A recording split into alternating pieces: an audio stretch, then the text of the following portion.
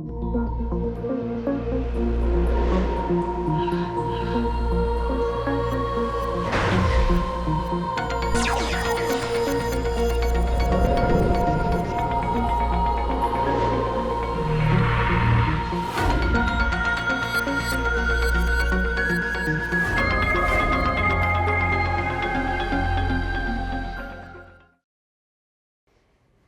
hello, and welcome to Astronomy 100.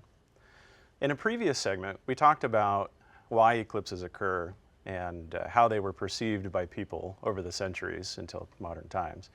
In this segment, what we're going to do is talk about the mechanics of an eclipse, and in this case, we're going to concentrate on solar eclipses. Now, a solar eclipse, if you remember, is when we have the moon pass directly in front of the sun, and so doing this causes the sun to disappear from view, or at least be blocked from view. But in reality, it's important to understand that when the moon blocks the sun, there's a shadow that the moon casts that will strike the Earth. So in reality, a solar eclipse involves a shadow cast by the moon onto the surface of the Earth. And for the alignment to cause this to happen, it has to be a perfect alignment with the moon in between the sun and the Earth, and this only occurs at new moon. So let's take a look at the shadow. In this particular diagram, this is a mock-up of how the shadow cast by the moon strikes the Earth. This particular illustration is not to scale. In reality, the moon is much further away from the Earth than shown in this picture. But let's look at the shadow cast by the moon. So first thing to understand is the sun is way off in the distance, off to the lower right. And we have the moon casting a shadow. And notice how the shadow actually has two parts to it. It has an inner part, and then it has an outer part. The inner part of the shadow is called the umbra, and if you are inside of this inner part of the shadow, called the umbral part of the shadow, the entire surface of the sun is blocked from view. You can't see any part of the surface of the sun. However, if you are inside of the outer part of the shadow, this is called the penumbra, and if you are in this part of the shadow, only part of the surface of the sun is blocked from view, but part of the sun can also still be seen. Notice how the shadows strike the surface of the Earth, and it creates two distinct regions on the surface of the Earth. Anybody who is on the Earth in the part of the shadow called the umbra will witness what is called a total solar eclipse. The sun is completely blocked from view. Anybody on Earth that is in the penumbral part of the shadow, the part that's shown right here, will see only part of the sun blocked from view, but part of the sun will still be exposed. And so they will receive what is called a partial solar eclipse. So you could have a different experience based on what part of the shadow you happen to be in. Now, do you notice this line that runs across the face of the Earth in this case, and it says it's the path of totality? This describes everywhere on the surface of the Earth that the umbra appears as the shadow works its way across the Earth. So let's pause for a moment and explain why the shadow would appear to move in the first place. The thing you need to remember is that the Earth has a natural spin to it, consistently, constantly spinning. And the moon is also constantly moving in its orbit. So the spin of the Earth, while a shadow is striking the surface of the Earth, the spin of the Earth is going to create the illusion that the shadow is moving. Combine that with the movement of the moon in its orbit, along with the Earth's spin, there's going to be movement as perceived by the people of the surface of the Earth of the shadow. So everywhere that the umbra hits the surface of the Earth and sweeps its way across the Earth, it is going to create a path of totality, meaning anybody in this path will witness a total solar eclipse. So there's always a path of totality, and that is the important part of the eclipse because that tells you where on Earth you want to be able to witness this particular eclipse. Now, when the shadow strikes the surface of the Earth, this can actually be seen from space. And one of the nice things that is just the consequence of everyday activity by weather satellites is that this shadow can actually be captured. A weather satellite will typically just constantly take pictures of the surface of the Earth, obviously monitoring the weather. And on the day of an eclipse, the normal pictures of the surface of the Earth will also capture the movement of the shadow. And what you can see in this particular animation that was taken on the day of a particular eclipse back in 2006. When you string all the pictures together, you get an animation of the movement of that shadow. So you can easily see the shadow moving across the face of the Earth and also creating this path of totality. So the path of totality is everywhere that the shadow happens to be. And you can see the folks in Central Africa got quite a show on that particular day. So let's look at the actual details of the movement of these two shadows, because this sheds some interesting and important information about any particular eclipse. So let me point out that, again, this is the eclipse that occurred on March 29th of 2006, and this is an animation that NASA produced so that the people in advance would know where to go and what they were going to witness. Notice down at the bottom, the copyright is the year 2000. You'll notice that the shadow working its way across the surface of the Earth has two parts to it. The central part that looks very small as a black dot, that is the umbra, the darkest part of the shadow.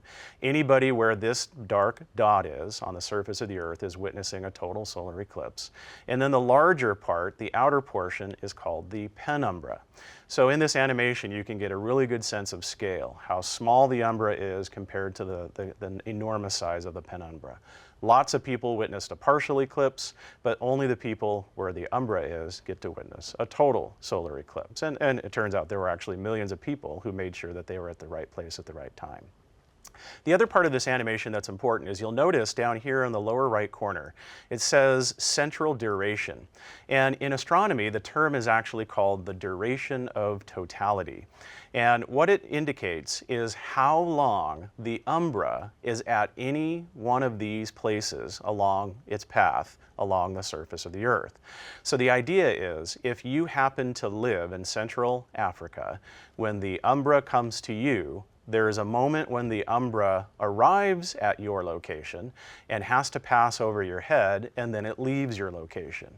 So this duration of totality tells you how long the umbra was at your place.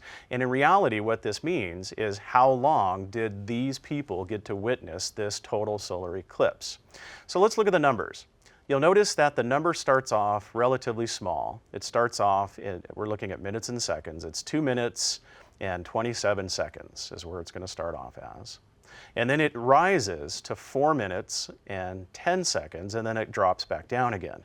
Now, the reason why the number changes is because of the curvature of the Earth. The shadow gets distorted as it works its way across the curvature of the Earth, and that actually changes how long the totality is at any particular place.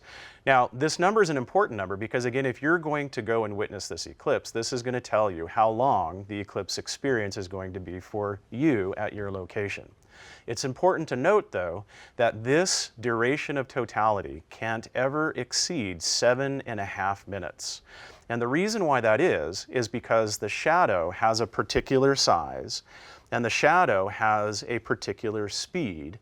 And when you combine the size of the shadow with the speed of the shadow, as the shadow works its way across the surface of the Earth, those two factors are going to determine how long the shadow can be at any given place. So think of the shadow coming overhead, then crossing overhead, and then moving off into some other place. So the longest it could ever be above you is 7.5 minutes. And again, it can be shorter than 7.5 minutes. For instance, this eclipse was 4 minutes and 10 seconds. But it can't ever exceed 7.5 minutes.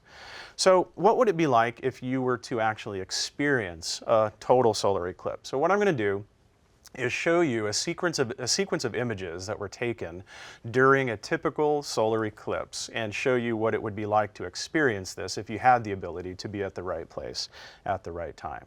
So let's look at some pictures here. And these pictures that I'm going to show you are actually from a combination of different eclipses that I've just all put together pretending it's one particular experience. When you go outside on the day of the eclipse begins, and what you'll notice is that a portion of the surface of the sun is now being blocked by the moon. So the moon is actually right here. Of course, we can't see the moon because it is currently being illuminated on the opposite side. The sunlight is hitting the opposite side. So we only get to see a silhouette of where the moon happens to be. But as the minutes go by, you will notice that more and more of the surface of the sun is being blocked by the moon. And about an hour into this event, what we have is almost all of the surface of the sun being covered by the moon. And it's at this point your environment starts to change dramatically. you'll notice that it seems to be starting to get darker than usual. It has the feeling or sensation of twilight, even though the sun is somewhere in the sky where it shouldn't normally be during twilight. So it's a weird sensation. And off in the distance, you will actually see the umbra racing towards you at hundreds of miles per hour. Once the umbra reaches your location, what you will see in the sky is that the sun will be completely blocked by the moon, and the view turns into this.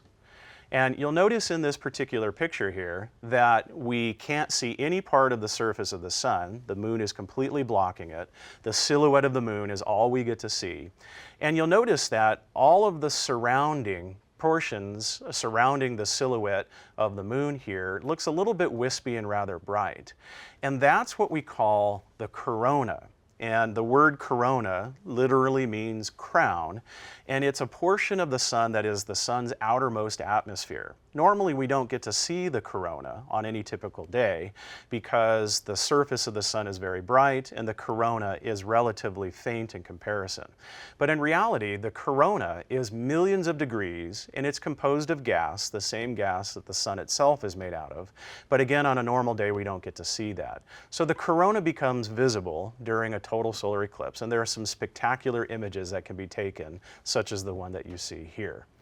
Now, your surroundings, again, have changed quite dramatically. And what you'll notice in this particular picture, this is, by the way, an all-sky image that shows the entire horizon. So this is a camera with a special lens that is aimed towards the sky. So when you take one picture, you end up getting the entire 360-degree view of the horizon. So this is an all-sky image. Here's where the sun is in the sky.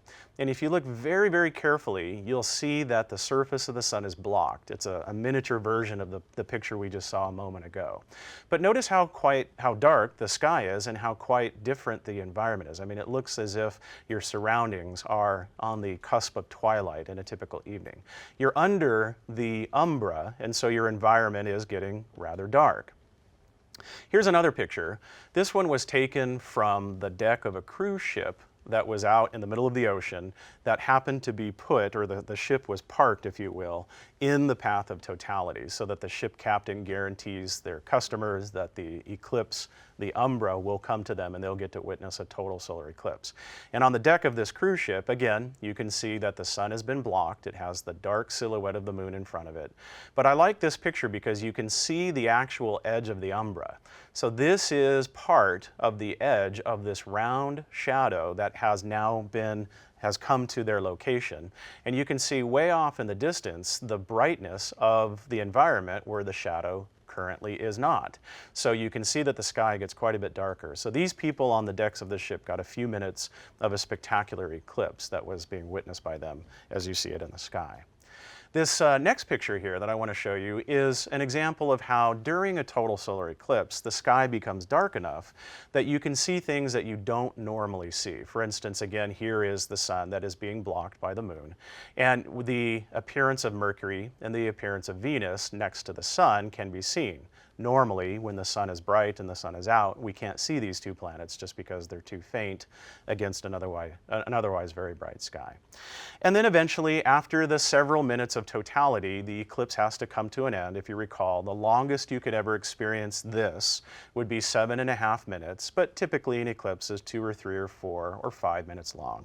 And as usual, all things have to end, all good things will eventually end, and the appearance of the sun will reemerge as the moon slowly works its way across the disk of the sun, and the environment goes back to normal and the eclipse is over. And these people have had a wonderful experience. That's all the time we have for this time. What we'll do in a future segment is we'll talk about one variation of solar eclipse that's kind of an interesting and unique experience, and then we'll talk about lunar eclipses and some of the other details that go with it. I hope you'll join me.